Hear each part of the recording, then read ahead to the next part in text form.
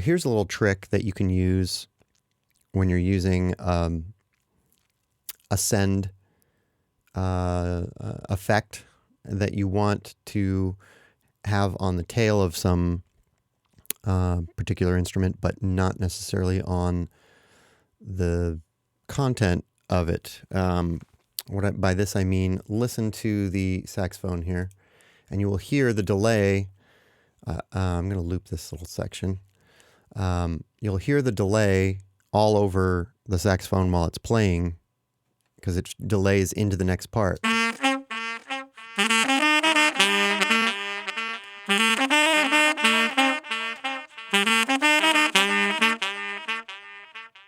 Now it has a lovely tail on it, and I'd love to hear it in between the saxophone lines, the delay.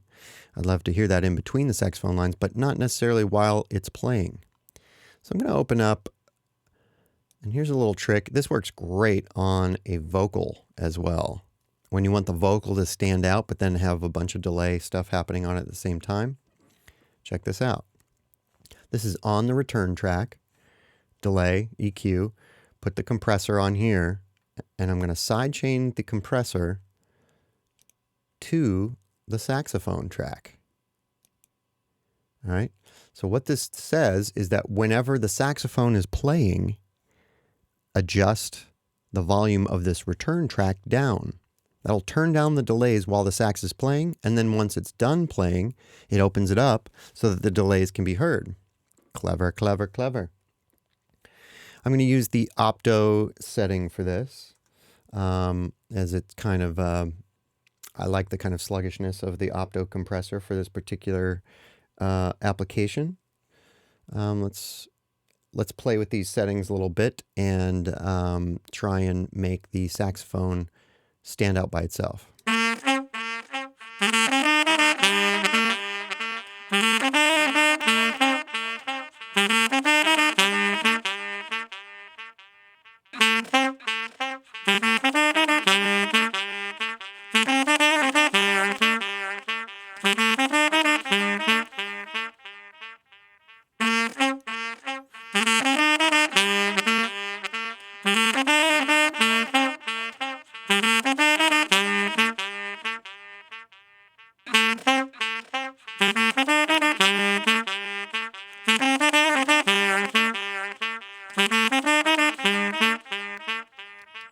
That's a little better. So you notice that when it's playing, it's turning, the gain reduction is turning down.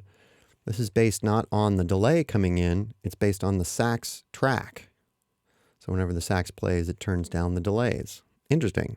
So now that should clean up the what's happening in the saxophone by itself. Let's listen.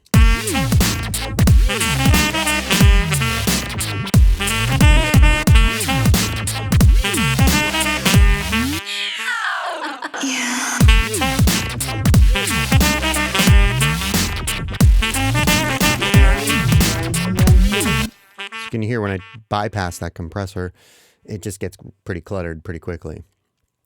So that's one way to sort of isolate an element that you might want to, have stand out in the front, but also have a delay on it at times.